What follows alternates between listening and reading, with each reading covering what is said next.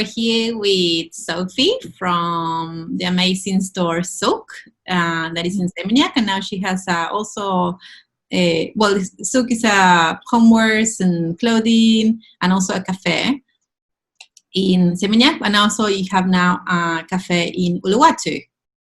Yes, well, we did before this. It's shut now. What?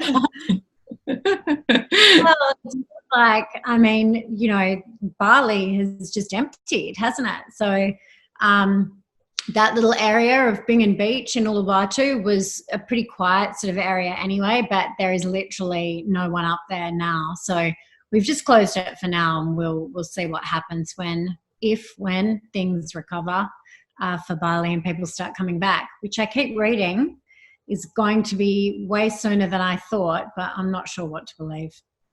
Yeah, I'm not sure what to believe either. Who knows what's going to happen? And even if they reopen, how many people are going to come? Yeah, I mean, I did read that on booking.com, they did some kind of survey or something, and it said that Bali was number 2 on the list of destinations people most wanted to go to after the, you know, borders are open around the world, which sounds promising. I think people have had a lot of faith in the fact that regardless of what official numbers might be here, there are just no reports of horrific illness and you know, and the pandemic really taking a stronghold in a health respect in Bali. So, you know, I mean, not only are they going to want to get out of home, go on a holiday, but Bali, I think, is starting to look like a relatively safe place in this whole pandemic landscape. So, you know, fingers crossed for Bali. It certainly needs the support. It certainly does. And why do you think Bali has been so unaffected by this? I have done a lot of reading. I was obsessively reading everything when the lockdown everywhere first started in March. I mean, it was very unhealthy actually, how much I was reading. But and I have a couple of friends who are incredibly level-headed journalists, and every time I'd say, well, maybe it's this, they kept saying to me, well, there's no evidence. There's no evidence that anything that you're saying is correct. And it's true. There is no one thing here that any of us could possibly point to say this is the reason that the experience in Bali has been so relatively mild. But I do think that it's been a huge, perfect storm of good factors. It's a whole bunch of different things that have acted together. I mean, you know, every time you think that, oh, it's heat and sunshine, you look to another place where it's hot and they're having a dreadful experience. So it can't just be that. But I think that it's probably very likely going to be revealed later, probably much later, that the virus was actually here a lot sooner than anywhere else. I think we had our first wave in December and January when no one was even talking, had even mentioned, you know, coronavirus outside of China, which makes absolute sense based on the numbers of people coming here from not just China, but Wuhan directly and traveling over Chinese New Year. But I also think, I think the sunshine, we're all outdoors, we all live in very open environments here, and we have the luxury of, even for Balinese people in smaller homes, their houses are still quite big, and we don't have the reliance on aircon or heating that other big cities do. We live a very open air, outdoor, sunshiny kind of lifestyle, and I think that they are probably huge things that have helped protect us. And the jamu. I'm a big advocate. I was like, what's that jamu? Yeah, no, I totally believe it. I've been a real believer in the power of fresh turmeric. And in fact, the World Health Organization once wrote an article about it, and they said that they believe that it's one of the reasons for a relatively low incidence of cancer in India and Indonesia, despite the fact that, you know, we have the heaviest smokers here, and a lot of other things that should result in poorer health conditions. But yeah, I mean, who can tell? I can't wait. I literally can't wait for the expose at the end. None of the conspiracy theories, but all the really good evidence-based information that explains how this and why this has been experienced as it has all around the world. Be fascinating. It is. It is fascinating, and it's every, as you said, every place has such a different experience with it. I do agree with a lot of what you said about the open air. I read this article the other day about air pollution and how some places like New York and air pollutions and also farming, how farming has such a like large scale farming with big whatever they call Yeah, those they put on the farms. yeah, Uh, the factory farming. yes, it has a huge impact on the air pollution and how air pollution, all the places that had been hit really hard had really bad air pollution. And I always thought Bali had pretty bad air pollution, but Yeah, we do have a lot of fresh air. And I think, yes, you said no air conditioning. We live in open spaces, and even there's a lot of space here. You're not getting on a train or subway with 100,000 people every. yeah, I think yeah. that's probably not a good Yeah, contribution. low population density. I agree. And truly, the thing is that since a lot of people started leaving Bali in, when was that? The end of February. The one thing that contributes really significantly to the bad air pollution here is the exhaust fumes. And I mean, look at our traffic. There's no one around. There's no one on the road. So that one element of bad air pollution that you're speaking about has kind of been completely absent from Bali. I mean, if it wasn't so tragically sad for people here who were already on the poverty line, then this would be a really positive experience for Bali in so many ways, not just the environment, but I am a really, really big believer that Bali needs a rebranding, a real rejigging. I think it has, in many ways, become kind of corrupted by bad tourism over the years. And I think that the people who have loved Bali and been coming here for a really long time have felt that way as well. I've spoken to people who said, every time we come back, we just feel like some little extra bit of Bali, old Bali, has been chipped away. And I think that there are a few things that I'm working on actually to try and rally community to really improve how Bali can be experienced by people when they come back, and for the people who live here all the time. Can you tell me a bit about that? Yeah, look, I think that there's a couple of different ways that I'm trying to work on it, and a couple of them saw that my action groups, but we are trying to focus on something in a more Canggu local way. And one of the things that we want to do is deal with, in the hope that it might more broadly extend across Bali, but start with Canggu, to get the community behind dealing with the traffic issues here, specifically the use of those loud bikes, the ones that are tricked up and don't have mufflers, and the speed with which they travel down these two main streets. Because I believe that Canggu is a really fantastic place for families to holiday.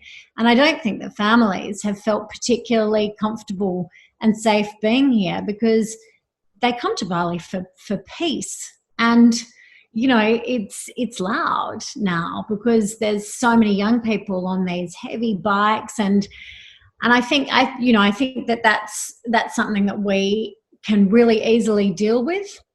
I have a legal background, so I love to get deeply buried in and in the laws. And everyone always says there are no laws in Bali. Well, there are, and if you can find a way as a community to help support those laws to do with the environment and noise pollution and stuff like that, then we can do something. I think at the same time, I read this great story, which I want to action myself, of a guy in Bali. I'm not sure where he lived. It's not in Canggu, but he rallied his little community together, his immediate neighbours, to organise a guy who could clean all the rubbish Yes, from I all the saw it. Yes, I saw It's that. fantastic. That was great. And they all paid together. They banded together and they're each paying a really small amount of money. They're employing someone and their entire area is kept clean. And that means that the rubbish that they're collecting will actually be recycled because someone's being paid to sort it, which is obviously one of the big hurdles that we have in Bali in terms of recycling. And I think that these are really brilliant ways that exemplify how when small communities realize that if they commune, if they connect and communicate and work together, that's kind of small government. That's good. You know, you can achieve huge big things that you would be waiting for a really long time for big government to kind of handle. And I think that hopefully will be something that is wrestled back from this situation, is a realization that the only way you go forward from this is by paying attention to your own small community and accepting and actioning the fact that you do have an impact and you have power in a really small, on a really small local level. So that's what I'm going to do. Which means I know you're moving out soon from our little neighbourhood, but in the meantime, I'm going to try and get everyone together and really make a difference in our area in the hope that it can kind of expand. Yeah, I think that's a great idea, and I think that's very true. And one of the things I love about Bali, that a small thing can have a huge impact. And also everything is possible. In other places, big cities around the world, there's some things you can do and there's a lot of things you cannot do because you have to go to the council and the council has to go to this and they have to go here. It just never happens and it's a nightmare. But here you really do have the chance to make a change and to have an impact, and a positive impact, if that's what, we want to do. So it's, I think that's brilliant. Yeah, I'm excited about it. I think the principle of it is a really good one. And, there's not many people who remained in Bali, many of the foreigners who live here. But those who are my friends who I've spoken to, everyone, supports the idea. And it's funny because, it makes you realize, you start having the conversation, it makes you realize that everyone feels and thinks the same way, but it just takes a bit of a kickoff to get it started. Yeah. And we often feel like we don't know how to do that, or that we're too small, or what difference can I make? But it is in that talking and discussion and kind of rallying that you suddenly find, wow, you've got a group. You're not just on your own. You've got a group of people who are like-minded, and together you can really do something. Anyway, watch this space. I may be being way too hopeful too early. No, I think you're amazing, and for you suddenly just started this charity as well. You're quite entrepreneurial, so let's just start with that. You're incredibly creative. We have obviously Souq, and your food is amazing, and you also do clothing, and you're quite a creative person. And that's one of the things I want to touch in this conversation is creativity and entrepreneurship. And you're an entrepreneur and a creative person. Where does that come from? Because you used to be a lawyer, didn't you? Yeah. It's a funny thing because, despite the fact that I do this for a living, I rarely consider myself an entrepreneur, well, very entrepreneurial or creative. And one of the reasons is, in my core, I am not so much a lawyer, but I'm a worker, right? There's never been a time in my life where I haven't been really doing something. And, I say this to my kids, the value of hard work is just so great. You don't need to be the smartest kid in the class, but you need to commit yourself and really try. And it's amazing where that can get you in life. And I think that's probably more the core of it, is that I've always I'm always working. I'm always trying to do something. And I had, from a very young age, this feeling that I never wanted to be just one thing. That if I would hate to get to the end of my life and think, well, that was a fabulous 60-year-long career in law and nothing else, because there's so many things that I love. So I think that's what kind of drives me. But when I say that I don't think of myself as particularly entrepreneurial, it's because I'm aware of a lot of my own shortcomings when it comes to business. And I see people who are far more capable and effective at managing all those aspects of business. And I think that I certainly have a strength in creating businesses, and, you know, from concept to sort of branding to operation. But I think one of the big keys, which has been not our experience, is that the most successful businesses get people who are better than you at doing jobs, and they get them together. I see that in so many people I know, that one of the best things that they've done is recognize their own limitations and say, listen, I'm going to learn just about as much as I need to about social media, and then I'm going to give it to someone who knows a whole lot more than me as a job. And I can then understand enough that I can have a conversation with them, but I'm going to let them be the experts in it. And that's quite a hard thing in a small business, because you're always battling budgets and how much money you have to employ someone else and how much of something you can do on your own. So I think that's probably my position, is that I know a little bit about a lot of different areas of business. But I think I would have been much more successful had I, you know, employed all those various experts. And in terms of creativity, yeah, I am, you know, by nature, a huge champion of creativity. I believe in it so much. I believe in the importance of it, of arts. And I come from a family of a huge number of creatives, of artists and people involved in various elements of creative expression.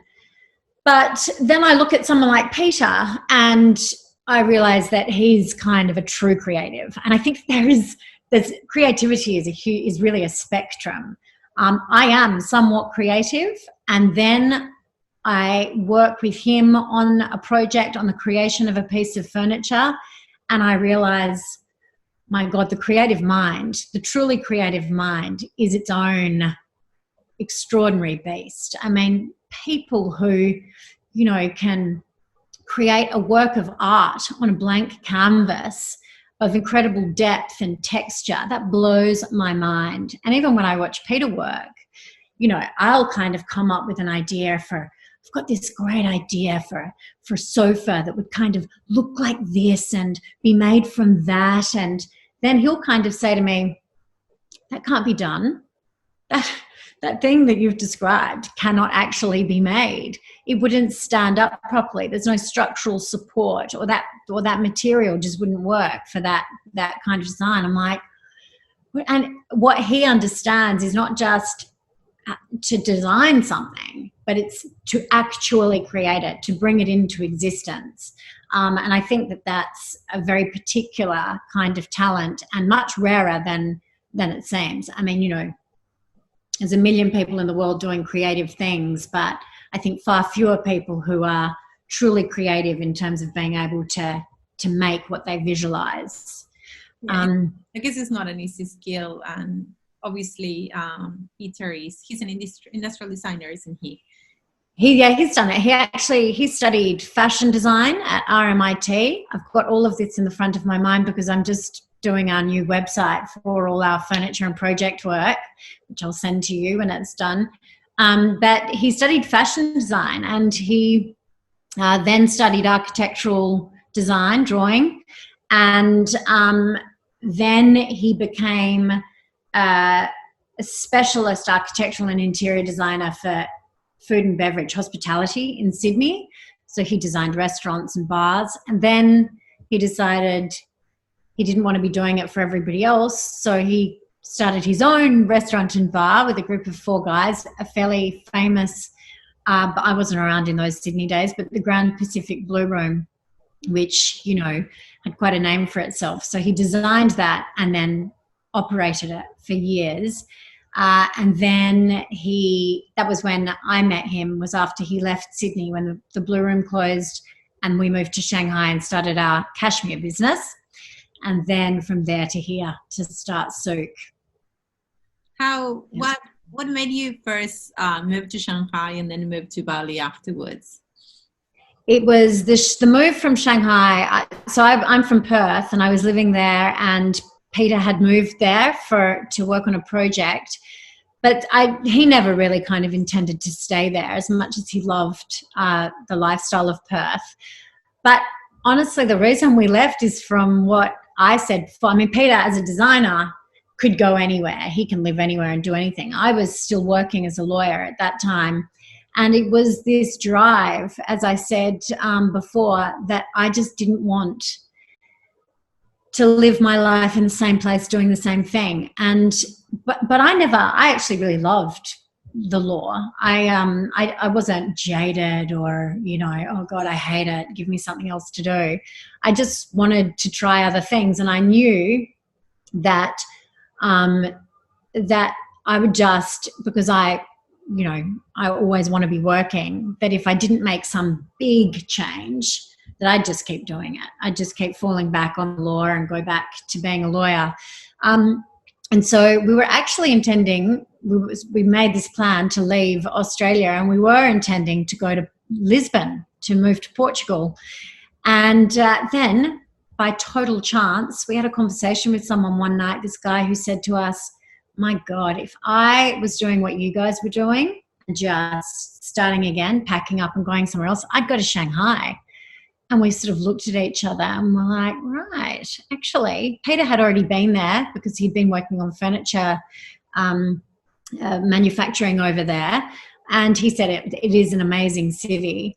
And actually, my dad had just a couple of years earlier moved to China, but nowhere near Shanghai. He was in rural China and then Beijing. But I kind of thought, yeah, Dad says China's amazing. So, okay, let's go there. And I literally, the day I turned up to live in Shanghai, I'd never stepped foot in the place before then. And I had no idea what I was going to do.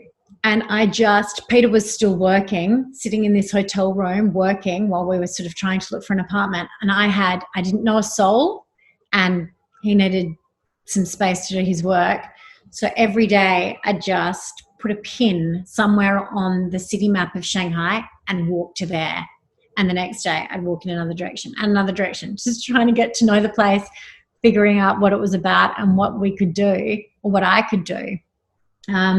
And then came up with the cashmere idea very quickly, because it's obviously China is the home of cashmere. So I was seeing a lot of it around, and he decided that he wanted to be involved with it too.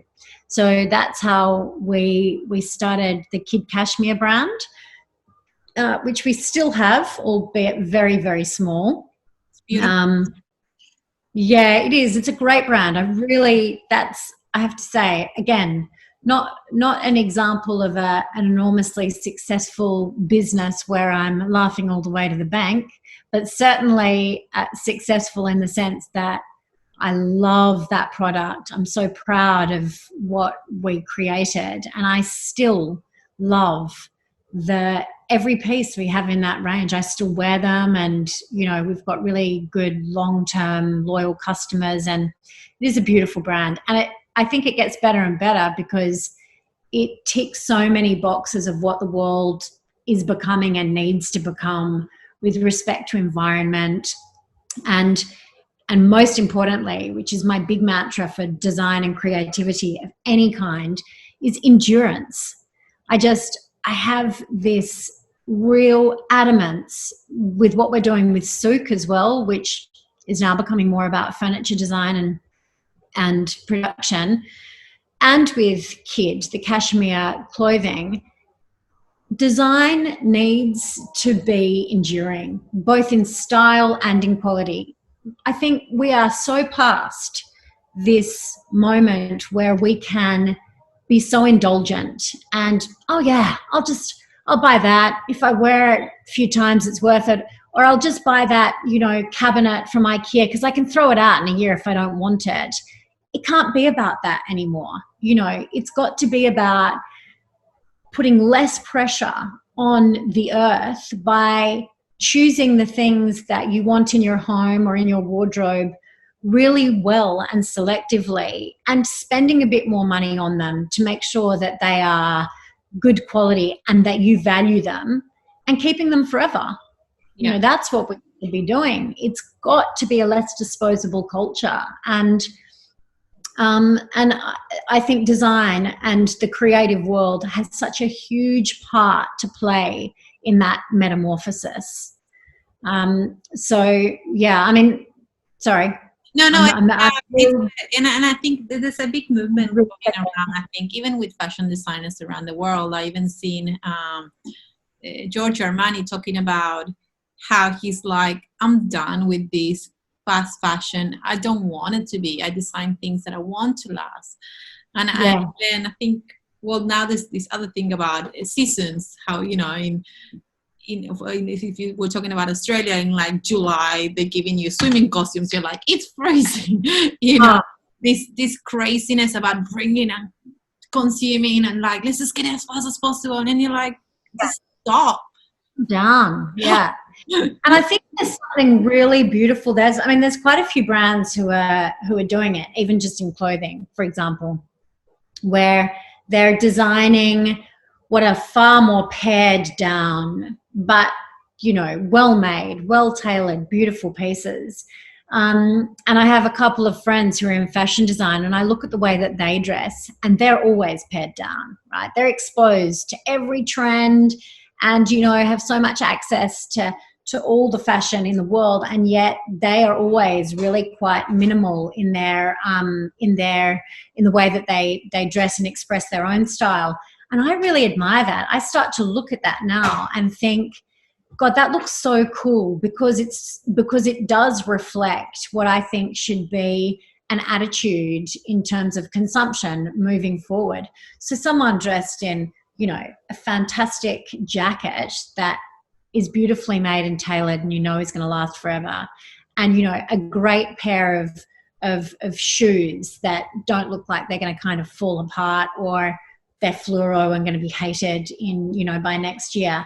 That kind of style to me now just looks the most fabulous, because and it's timeless. And I think that's what you're talking about, like just having pieces, whether it's furniture or fashion, things are timeless and they will battle the test of time. Not so much if you wear this year or in 2 or 5 years or 10 years even. You still want to wear it because it's a great cut, it's great quality, and it's just good. It doesn't mean spending money on luxury brands. There are so many small businesses who are doing this, who are so conscious of what they're creating and what the materials that they're using and the way they're making things. And they're expensive, not because you're paying for the brand, but because they're actually really paying real people to produce, what they create. So I'm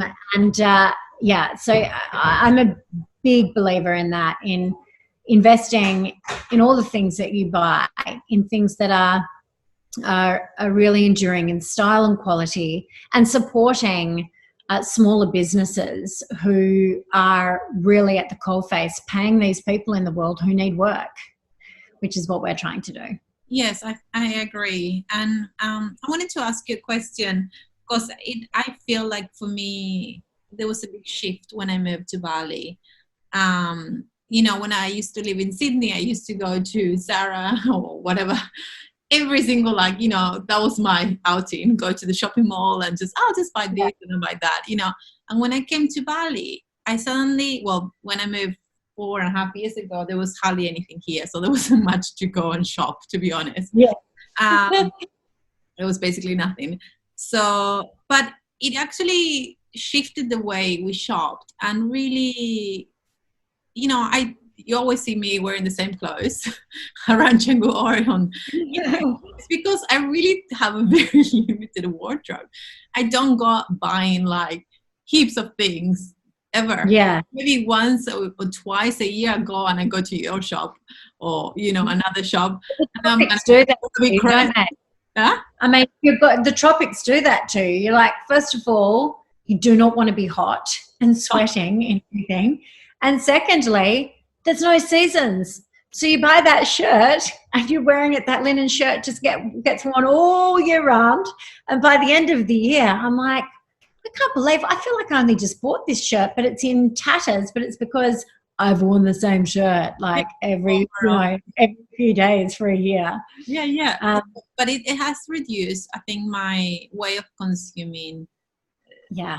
It shifted the way as a family and as an individual I consume and I buy products. I think living here as well, not being so many big brands, we do consume more locally and consciously, but also consume a lot less because I don't think it's just the tropics. I just feel that need of like buying and getting and I have to have the newest shirt and jacket and shoes, and it's just gone. Yeah, I think the culture does not exist here for that kind of consumption. I mean, I think that in Bali, what most of us spend our money on is being out, going and buying dinner, which is obviously a lot more accessible to go to restaurants here than it is in Australia. But I think that's what people value here. They really, I think one of the great things about living in Bali is, this is not always the case, but it's such a particular decision to come and live on an island with few resources and a lot of challenges. It is challenging. You said before that there are lower barriers to entry, that there are things you can do here that you could never have done elsewhere, and things like starting businesses. But there are huge challenges that come with doing that I think people who haven't had this experience don't realize. The difficulty in just posting something overseas can take a day and drive you completely insane. It isn't all easy. It's not all, get my work 2 hours in the morning and then lie by the pool. Nothing like that. But I think one of the things about Bali is that it attracts like-minded people. If you are going to make that leap and come and live in a place like this, there's something about you that has to kind of love adventure and be seeking something different in your life. It is you're removing yourself from a rat race, a really common Western life experience.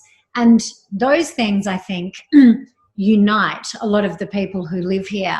And as such, we don't have that culture of being exposed to, a lot of none of us have TV for a start. We have no ads, assaulting us all the time for all the new things, but we just don't have that culture of wanting and buying and doing more of that consumption-based stuff all the time. It's a different lifestyle, and that's what people are here for. So all our friends are kind of in the same boat, and that nurtures or fosters more of that feeling. So, I agree. I never go shopping here. And actually, I rarely even go shopping when I'm back at home anymore either. I've got so many clothes that I never wear anywhere I go that I'm a hoarder. I can't bear to give them away or throw it out. But just in case, eventually I'm going to go to some fabulous place and really need that, silk huge collared blouse that I just keep for now. But I certainly don't have any kind of desire to buy a whole lot more. And also the great thing about here, which I value particularly, is being able to get things made. One of the things I brought with me from Shanghai when we moved here is a laundry full of beautiful pieces of fabric that I collected over my 8 years in China from the fabric markets. I'd go and buy 3 meters of a beautiful piece of silk, or 10 meters of an upholstery fabric. And I'm just like, eventually I will need this, and I won't have a resource in Australia or wherever I'm living to buy these beautiful fabrics that come out of China. But so now I use those. I just dip into them every now and then. I'm like, I'll get Katut to make me a dress, in that beautiful linen I bought. Or I'll get Booty to bead some amazing thing, like, on the back of a jacket, so that I kind of can, trick it up a bit and make it look special. But that is, for me, that's an amazing resource here, is all these skilled tailors and craftsmen who you can, the money is going to a good place where it's needed, by getting them to make something for you. And you get the beautiful sort of skilled handiwork of someone in a moment, that reflects where you were in life, how you were living. And yeah, so I do that a lot. I mean, I'd much prefer to get a linen dress made with Katut than go to Zara and buy, a dress that I know I'm going to be bored of in a few months. Yes, and there is so many, and these beautiful fabrics here you can get as well, and just get them made, and really cost nothing in comparison what it would cost you to buy it somewhere else. So it's really worth taking advantage of. Yeah, absolutely. Do you think that Bali? Do you think there's something about Bali that harvests creativity? Yeah, I mean, it certainly attracts creative people, but I think that's actually about the incredible history of artisanship and craftsmanship of the whole of Indonesia, not just Bali. It is extraordinary to me, the diversity of skills, creative skills, that this nation of people has, from weaving to, I mean, I realize that there's a lot of bad quality things that come out of Indonesia as well, but that's more about demand. People want a certain chair at a certain price, so it's just going to have to be made, in a cheap way.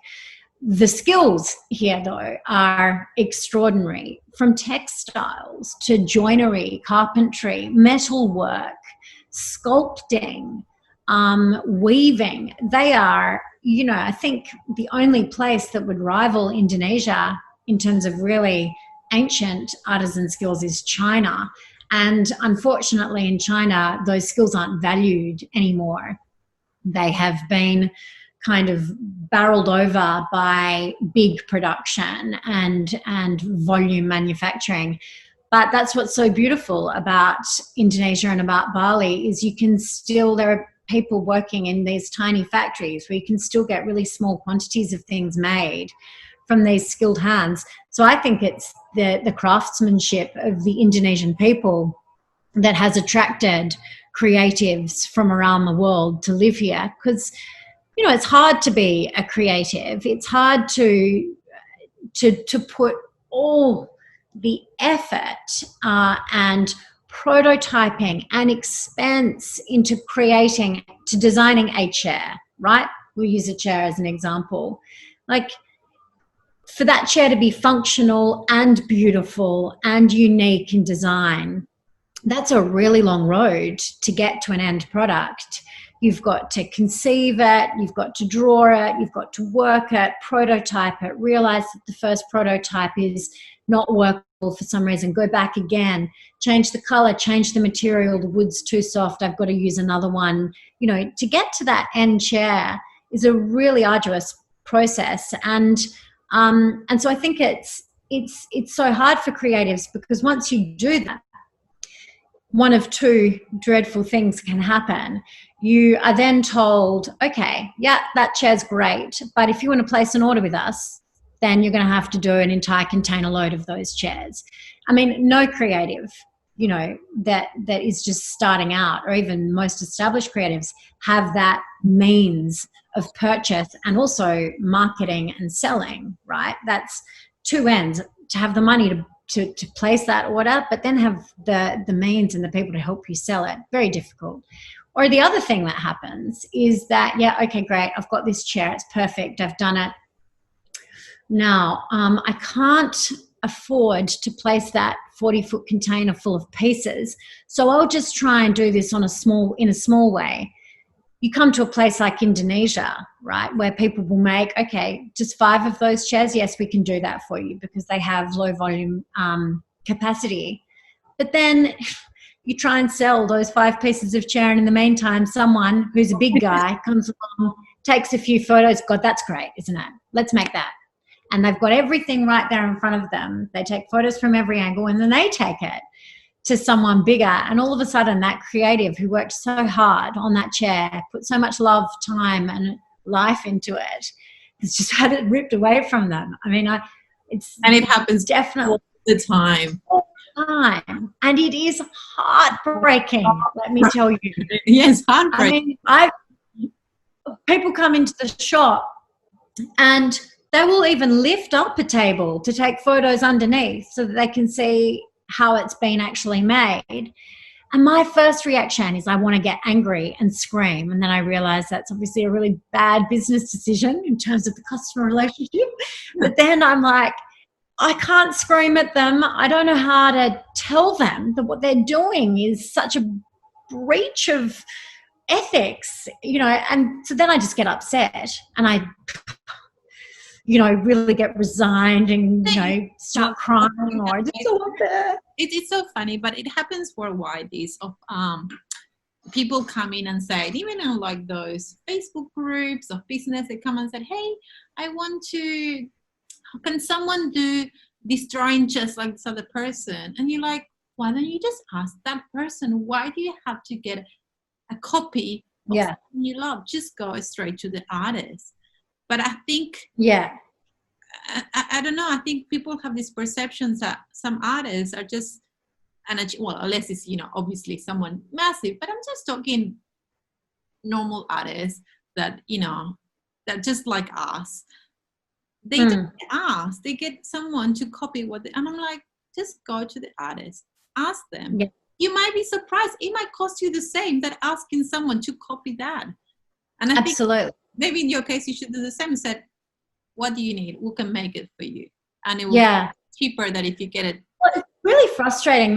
One of the difficult things about doing this kind of work in Bali is actually a really kind of a technical hurdle, logistics, distribution and shipping. So, for example, we make these beautiful lights that Peter designed, and the material you see quite a lot around Bali. It's the knitted metal mesh, but he designed a particular shape of light, and it was a couple of different versions or sizes and shapes that go together in a cluster. And in particular colours that we kind of really worked to achieve the colours that we wanted on this metal. And they're really beautiful. Now, we get a lot of people asking us about these, and I can tell you that a very similar style of light in terms of material and size sells in Australia for $4,500, right? Now, the expectation in Bali is that, that $4,500 light is actually made in Indonesia. But the expectation is if you're shopping in Bali, you should be getting bargain all the time. Even though, you're visiting places where the design is original and no different in most respects than that other light that's selling in Australia. So you keep the prices really low as you can, and but then you're met with this hurdle of shipping. So those lights, for example, that we make are, I think, 300 Australian dollars each or something compared to the 4,500 one. But then someone says, God, I love them. What will it cost to ship those to me in Melbourne? And you get a shipping rate, and it's outrageous. And you're paying more for the shipping than you are for the light itself. And so then that's the end of the whole thing. And so it's a really difficult hurdle. I mean, for clothing and stuff in Bali, it's different because that's quite inexpensive to ship. But shipping furniture or anything sizable here, voluminous or heavy, is expensive. And it's a real thorn in the side of creative production in Bali, because if you're limited only to the market on the island, you know, that's pretty small, and there's a lot of people doing business here in furniture production. So yeah, Bali is a great place for creating things, but it is also, Indonesia is a difficult place from which to distribute those things around the world. So I think a lot of people just kind of, especially who live here, will, you know, come and take photos, and that's the reason they do it, is like they don't have the same respect for the way what things actually cost to make here. And so they think, oh, we'll just copy that, make it ourselves, fill a container and ship it back, because it does end up being way cheaper than if you bought something directly from the person who designed and made it. But it's still unethical. Yeah, it's still unethical. Thing to do. It's very hard, I think. I've had people contact me directly and said, you know, I want to create this, but it's unique. And I said, you know, whatever you do, you need to find a right factory, because if you make something unique and the next day they put it outside, it's going to be copied by 100 people. So your unique product is no longer unique, and all that effort you put, it's gone. Yeah. And it's frustrating. So I said, whatever you do, you need to find a factory that will respect your designs and want to. It's very hard, and you can't know until you give them a go, right? Yeah. You know, you don't know until suddenly that chair is awash in the market. Oh, that was the wrong factory, obviously. Yeah. And I understand it from the perspective of the factories here in some respects. They do, you know, one of the things that is a bonus for people in design and production is the ability to get a small number of pieces made here. But so then that doesn't really give, you know, that's difficult as well for the factory, because a lot of the time someone is just giving them a photo or a really sketchy drawing. And so they are actually going through the very difficult process of prototyping when they're making your first piece. So you take a little sketchy drawing to them and you're like, can you make this chair for me? And they say, how many would you like? And you say, oh, I'm just going to take 4 for now. They've still got to go through that whole process of instruction, which is design in itself. Prototyping. And then, you know, they've done all of that for 4 chairs. So from their perspective, their view is, we'll just make a few more, put them out the front and make it investment worth it. Don't get angry at their system either, because this is how they make a living. Someone like that will buy it. So yeah, getting angry at the factory is not a pointless way. It's pointless. It's pointless, and it's not their fault, really. So it's about how to manufacture. If you want to manufacture unique pieces with the right factory, and come and meet the factory. And you know, there's a lot of people that just do things kind of from overseas, and they never can meet them. And I think coming and meet the factory head and really chatting with them and spending time at the factory is so important to create that trust. And you also have to really assess what it is that you're trying to do, right, in terms of creating that chair. So if what your intention is look, I just want 8 dining chairs for my kitchen table that are unique and beautiful and reflective of me because I had a hand in designing them, then really, I mean, you'll get those beautiful 8 chairs, but you can't really be angry with them being reproduced, right? You weren't going to do anything with that design anyway. But if you are a business, if this is what you do for a living, as you say, you've got to find the right factories. And we had plenty of these experiences when we first started Souq. And I mean, Souq started was way more about being a retail store and just a little bit of furniture. Which is, you know, Peter's design specialty. So we kind of thought, we've got this retail store, you know, the furniture that Peter designs, we will put in there as well. And it's completely shifted because the retail market in Bali has changed so much. It has now completely shifted to furniture and homewares design, and mostly for larger projects. than just making 10 chairs for a residential interior or something like that. But one of the things that we had to do, because in our early days we had so many of these upsetting experiences of, our stuff being, copied, we had to leave Bali and go to Java, to factories there, and then so that they weren't so conspicuous, our products, and also so that we could split up various elements of the manufacturing process so that no one handled the whole thing, right? So that we had one part of it made here and another part made there and then assembled in a different place, which has been, somewhat successful for us, but it never eliminates all the copying. But then, which, believe me, I'm not a particularly zen person. You really just have to get your mind around the fact that it's going to happen and accept it. I struggle with that, but I know it's true. I know it's something I have to achieve, and I'll get there eventually, maybe on my deathbed. Oh, nothing bothers me.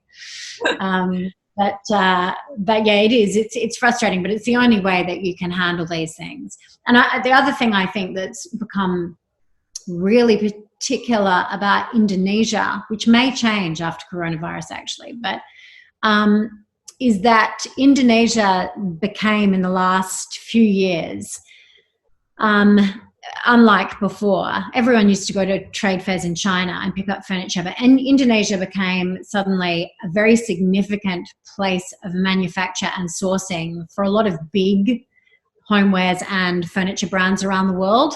So you started to see a whole lot more of rattan products and things selling in big branded furniture stores like Freedom and places in the UK, places like that. And so it was reflective of the fact that, a lot of these factories in Central Java had really been penetrated by big business. And then it became really difficult to put a price on the things that we were making, because the volume production capacity of those businesses is so huge. I'd be looking online at a piece of furniture and be like, how can they be selling it for that price? Big brands online, I'm like, I don't understand how they can price this. Like, I know this is made in Indonesia and I know what it costs to make. How can their retail price be so low, right? So then I think the other thing that you have to be really mindful of in doing furniture production in Indonesia or homewares is you've really got to find a way to be unique. Whether that's the materials you use or the colors that you apply to those materials or a combination of materials you use together. I think that Indonesia has been so heavily penetrated now by big manufacturers that, it becomes really difficult then to sell even if it's an original design, if it looks, somewhat like a chair that is being sold in Freedom for a fraction of the price, it's just going to be really hard for you to ever sell that design.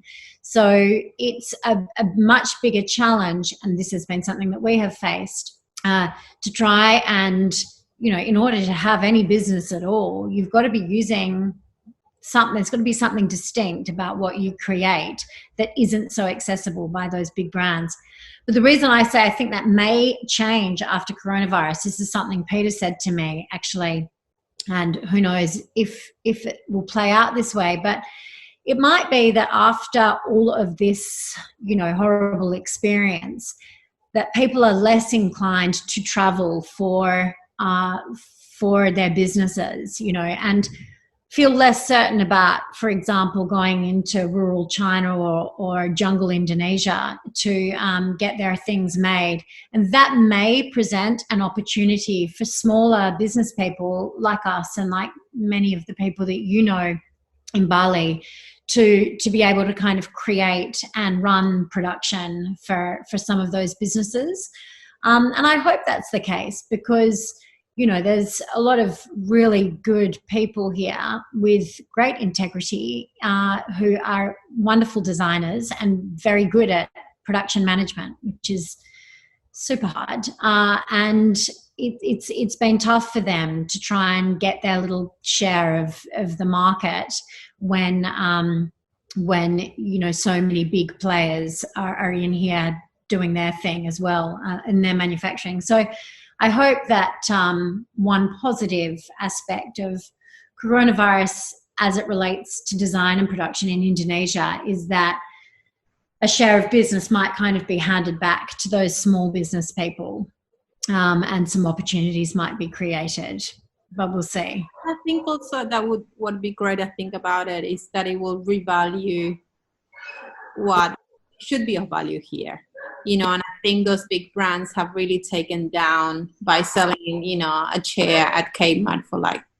$20, when it actually should value that skills and the amount of, it's all made by hand. And I think people overseas don't realize that all this beautiful furniture that is made in Bali and all the homewares, it's made by hands, people's hands. I've seen it. I've taken photos of factories, and I've gone to the factories, photos how they manipulate the bamboo and something else they use, and the rattan, and how they do it with fire and with their feet, and it's an incredible thing. And it should be valued. And I think all those big companies, by coming here and just saying, we'll have 3,000 or 10,000 of those, suddenly has really decreased the value and undermined the skills that involves to create this kind of product. Yeah. Oh, absolutely. I mean, you know, you would have been to East Bali and seen the meticulous, painstaking way they create fabrics there. Batiks, songket, endek on the looms. And I work with a guy so talented. He's Javanese, but his grandfather owned a textile factory in Denpasar, very small operation. And this young guy, you know, these skills so often aren't passed down because, you know, generations these days value things very differently. But I think as you get older, you hanker for and really cherish the things that you remember from your childhood, something embroidered that your grandma made, or, you know, a recipe that you loved that was, you know, just simple and really old school. And I think that one of the great things here is that there's probably more respect in younger generations for those skills than in a lot of other places. So this young guy, he took over his granddad's textile factory, and he went to university and he studied textiles. Then he came into the factory, and his grandfather's really old, so he's taken it over and really made it his own. And he has made this, he's developed a new style, technique of weaving traditional rung fabric, which is, you know, the beautiful, very graphic, often zigzag fabric traditionally made in Nusa Penida. And he's developed his own technique for it, and he creates like a pile to the fabric, which hasn't been done before traditionally. Anyway, I went to visit him in his factory and sat with these women while they created this fabric. I mean, my God, the skill, like their deft hands. It's such tiny kind of motor skills that they need to lift every little thread, and then, you know, cut it with a tiny pair of scissors to create the pile, and then push it back and operate the loom and run the thread again. And it's quite meditative because it is so painstaking. It takes such an amount of time. But that piece of fabric is an artwork. It is so beautiful. And the life and effort and history that has gone in to getting to this point where that one woman made that one piece of fabric is just so enormous. That should be so expensive. That should cost a fortune, that piece of fabric. It should never be made as a mass production thing in huge volumes. Yeah. It is something that you should buy and put on your wall or cover a chair with it and just cherish it forever, and look at it and feel the history of creativity and artisanship that has gone into that end product.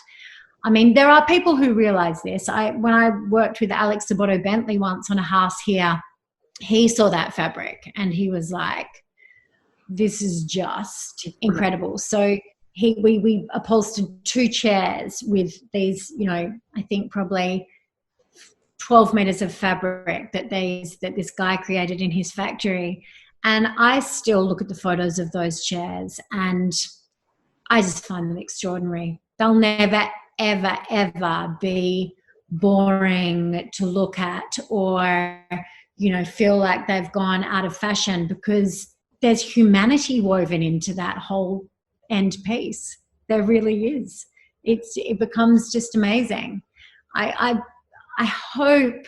I think I'm teaching my kids to cherish things, but I hope that there is a far greater realization and love for and movement behind small production of unique things that preserve human culture. I think that's great, and I agree with you. I'm very much lately into, you know, supporting the boutiques. First, the boutiques that are doing small productions, but those boutiques, in a way, are supporting also the smaller productions of artisans in Bali. So by supporting them, we're also keeping alive all this rich culture of incredible artisans and producers of amazing artifacts and furniture and textiles. So I think we should support small, because small supports this amazing culture. Yeah. I think people should also, I mean, this is something that I've found, not just in my business, but with the charity that we're running, is what people respond to is stories, right? Like, you can make all sorts of presumptions about another person and who they are, what life is like, or another cult people or another nation of people.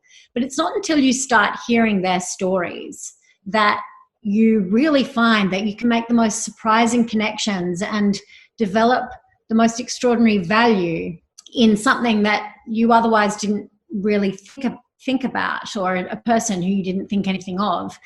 And that's through stories, because humans connect to the experiences of other people, like in a way that where they can relate to something, or it stirs their sense of empathy or compassion or joy or whatever it is. That comes through stories. I found with Souq that when I go and visit artisans in, you know, Java, and I sit with them and I ask them to tell me something about how they've come to be here, or this product came to be made, to get the story behind it, then people suddenly, you know, their ears perk up and they see things in a different way than they did before. And I think that's really important. I mean, I think, you know, as a creative community in Bali, I think we all need to tell those stories more to help promote that small business and preserve that culture. And yeah, the same thing with this charity that we're running. I have found that the thing that has the greatest impact is not saying over and over and over, oh, Bali is in so much need, you just can't believe it, that there are people starving, the streets are empty. Not just peddling that same kind of obvious stuff. I mean, it's true, but tell people the story of one person and what their experience is. And it's amazing the way people write to me and say, it's Putu's story particularly, or it's Nilu's story that has really got to me, because something in them connects, it relates, right? And I think that that's the same thing with design and creative business in Indonesia. I think probably where as a community we have fallen short and could do better is in telling the stories of the artisans and craftspeople of Bali and Indonesia. Just so much talent, and should be valued more. It really should. The price tags on a lot of these things should be higher. And I know no one wants to pay more, but I think they would be prepared to if they knew that what they were investing in is far more than a thing. It's a history, a story, a person. You know, I think there's a far greater story to tell. I love that, Sophie. I really love it. And I love the fact that you are doing this charity. It's, I'm just in awe of you, like really, because I don't know how you do it. Right now, I'm like, I have no time. So if you like to act this whole other job, you must not be sleeping right now. To do. No, I don't. I'm surprised you didn't hear me over the road at midnight the other night. I had a full breakdown, like crying uncontrollably and just, oh God, I can't do it. I can't do all this stuff anymore. It's killing me. It's just, but you know, you wake up the next morning and you just go, don't you? I mean, whatever it is, it has been my experience in my life, and it's a very personal thing. Not everyone's the same. Is that if I just put that extra thing on my plate, I'll find a way to manage it. I don't know how, and I barely know how I've done it once it's done. But if it's on the plate, I'll deal with it. So it's probably in many ways not very healthy, and I think a lot of people around me, including my children, would benefit from me putting less on my plate and being a bit more relaxed. But you do what you can do. And there are so many different personality types, and, you know, and they all contribute to the wonderful soup that is humanity. But I'm a doer. So you know, for better or worse, if there's something I really see that kind of needs to get going, then I'll get behind it. And that really is the motivation for the charity. I know I have my friends, good friends here. I'm no better a person than any of them. I'm just a doer, right? So they were talking about the same things, like we've got to do something to help. This situation is really so difficult, and they help in their ways. But you know, my thing was, do you know what? I'm just going to get it started. Let's just do it. I'm just going to do it. And well, I really respect you for it, and I applaud you, because it's a huge undertaking what you're doing. It's really not something easy and simple and something you can suddenly detach yourself from. This is a responsibility it's going to be for a long time. So you have really made this commitment to the people of Bali, and I am, as I said, I'm just really respect you. I think it's amazing. So lovely to hear. And let me tell you, every single person I sit down with and talk to get their story, I cry. I mean, it's almost embarrassing, because, you know, these incredible people are so strong and managing so much. I'm like, wow. I mean, the stories are just amazing, and they're getting me every time. So yeah, I think we've got a bit of a long road ahead of us, but you know, we're trying to be well paced with it, and sort of, you know, I think we've raised close to $12,000 now, and the big thing has actually got to be wise and well paced with how we deal with that money, because I know that it would serve no one if I just went out right now and found, you know, people to spend $12,000 on right here and now. This is going to be going on for a while. And, you know, I think this is another beautiful example of community. There are so many different groups doing so many great things here, like Crisis Kitchen and Soulman and SOS, and really small operators of people who aren't getting a whole lot of exposure for what they're doing.